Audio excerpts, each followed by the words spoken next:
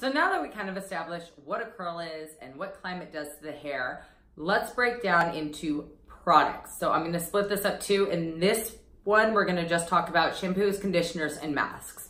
So starting off with shampoo, there's a lot of discussion with textured curly hair and what type of shampoo to use. Primarily, it is sulfate, sulfate-free, or cream cleansers. I'll talk about kind of the pros and cons for all of them and ways for you to try to figure out what is best for you. So with the sulfate, I've already said this, I am not against sulfates. I don't think that they're evil. I think they can be a really positive thing in hair care. It just depends on your preference. One, it's always going to be something that I talk about, and what type of hair you have and your goal you're trying to achieve. So sulfate shampoos, pros, really cleansing, high lather. If you are someone who likes to wear their hair straight, a lot of times they're very effective in helping drive into the cuticle for you to achieve that goal, and they are readily available. Cons to them, because they are high lather and very cleansing, sometimes it's really easy to over cleanse with them, pulling too much natural oils from the hair.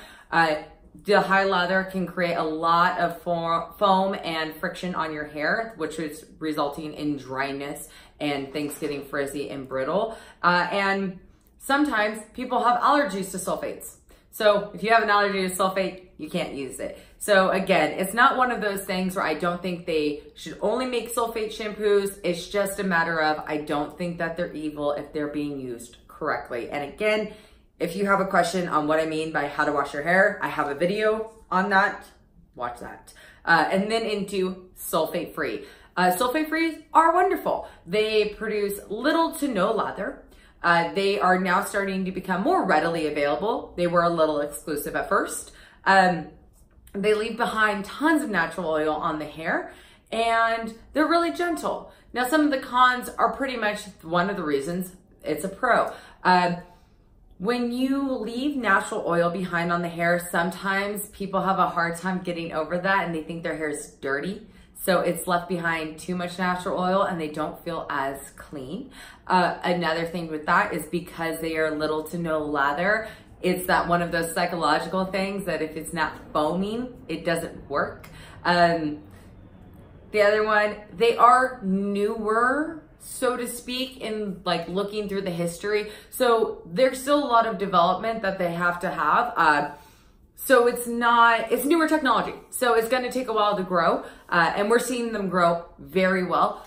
So really with that, it's just a matter of preference on whether or not you like this ultra clean feel, which I'm not a huge support of, or if you like something that's a little bit more gentle. Again, if you swap into a sulfate free, expect there to be a little bit of a learning curve because it's going to feel a little bit stiffer than normal or kind of oily than what you're used to. Doesn't mean that it's wrong, but a lot of times it's just hard to get used to, or some people don't ever get used to it.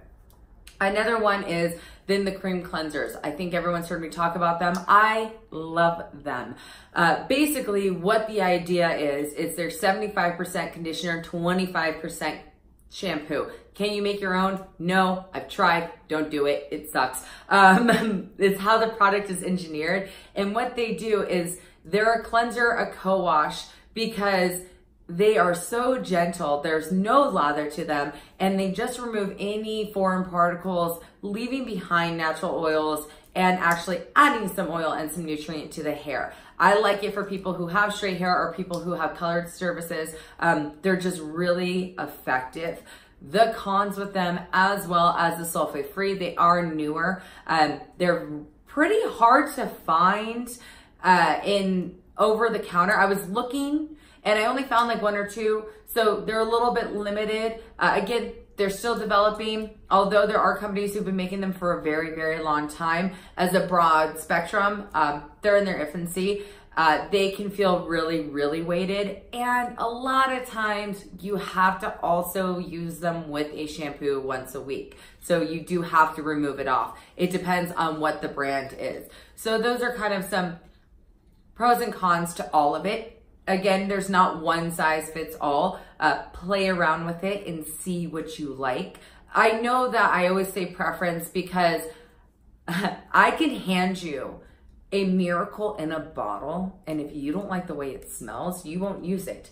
It sometimes is that easy, and I know that for a fact because there's a product that Kerastase makes. I hate the way it smells so much that I actually refuse to use it, and I side-eye any fellow stylist who uses it because I dislike the smell that much. It works wonderfully. It's an incredible product. I just don't like it. So again, sometimes it's just feeling around and picking products that you're used to and what you like. Then we go into conditioners, masks, or treatments, things like that. When to use them, how to use them, what kind to be using. So if you are someone who is in a humid place, a mask might be a good idea to do weekly, bi-weekly, or monthly. So what you're going to do with that is it's going to allow you to have all the nutrients and the hydration that your hair needs to form into better curls or to kind of control that texture. And then once you layer an anti-humectant product on top of it, you don't have to worry that your hair is being robbed of all of its moisture. So that's something to think about. What's the biggest difference between a conditioner and a mask? Well, a conditioner is usually not meant to penetrate past the cuticle layer. So it sits almost topically. So it's more of a cosmetic product. It helps give you slip so you don't put a lot of tension with brushing. It's a gentle way of just giving you some hydration. And a mask is usually something that works like a treatment that is meant to sit on the hair for an extended amount of time. And its main goal is to penetrate into the cortex or the medulla, depending on how thick your hair is, and work out from there. So if you have really fine hair, and what I mean by fine hair is the actual individual strand, not necessarily thin, you may only want to do a mask bi-weekly or monthly so that way it doesn't get too weighty and you don't feel super heavy. If you are someone who has very coarse, thick hair, or maybe perhaps someone who's like gray and wiry, you may benefit from using a mask every time you shampoo. Again, just make sure that you're carving out enough time for the mask, because normally, not always, they need about 5 to 20 minutes to work depending on the line. So just keep that in mind. If you have a mask that needs to be working for 20 minutes, don't rinse it off shy of because you're just wasting product and money at that time. Just go ahead and then swap into a conditioner just if that's your time crunch for that day. Then we get into this kind of conversation then of like combing. I made a suggestion in my hair washing video that if you like to comb, the conditioner is where you would use a wide tooth comb and comb through it. Some people with their curls, they can support some amount of combing. Others cannot whatsoever. So really with that, if you can't really comb once you know you're going to start styling, comb when you have the conditioner. So that way it is getting coated, you're breaking up any knots, and you're not putting that tension on the hair trying to brush it either pre-shampoo, because that turns into a huge fluffy ball, or into afterwards, so you're not pulling and putting a lot of tension on your hair. Again, that is almost specific per person on what your hair can handle when forming or sculpting your curls. I'm, for one, I have just enough texture in my hair, but if I put anything through it, even my fingers, it will completely pull the curl completely out. And just to wrap up this one and piggyback onto this topic, I hear a lot, but Hallie, I put so much product in my hair to make it curly, I have to wash every day. False. 100% false. So one of the things that I'm getting, or excuse me, two of the topics I'm getting, I have really oily scalp, but really dry ends, or I put way too much product in my hair, I can't not wash it. So here we go with this one. Oily hair. I keep saying this and I'm gonna keep saying this. If your hair is super oily, you are probably over washing. In some cases, we have people who naturally produce a ton of oil, or maybe they're taking a medication or something that's bumping their sebum levels. So if those two things don't apply to you, you're probably washing too much or you're washing too aggressively. So what I mean by that is you're washing to a point that you're getting super squeaky clean, you're taking all the natural oils off the hair, and as a result, your scalp now kind of freaks out because it's too dry, so it starts overproducing oil. But because you have texture in your hair, your ends are still dry, and now you're just gross here. So what you wanna do is still follow the same steps I tell everyone when combating oil. You wanna try to, the sweet spot is shampooing 1 to 3 times a week. So that way, and that's actually 3 times is actually significant. That's a lot, guys. Per 7-day period, 3 times is quite a bit. So that's how you have to think about it, right? And so what you wanna do is day 1, I usually recommend shampooing, getting your hair dry. If you're air drying, that's totally fine. Just when your hair is on the dry side, just do a sweeping motion of dry shampoo, let it sit for 30 seconds, and then kind of massage it in slightly to get everything activated in all the polymers. The theory on that one is the same concept of like laying it down a towel when you know you're gonna get something wet. So that way the towel is there before the water gets there, so you're not trying to clean it up.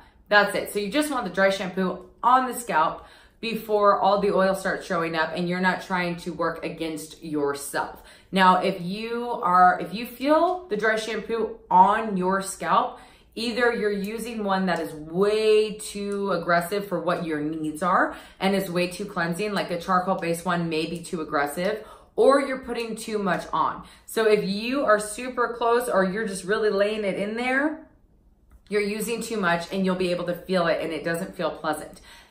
Now, if you don't feel it on your scalp, but you feel it when you play with your hair, none of my tips for oily hair are gonna help you.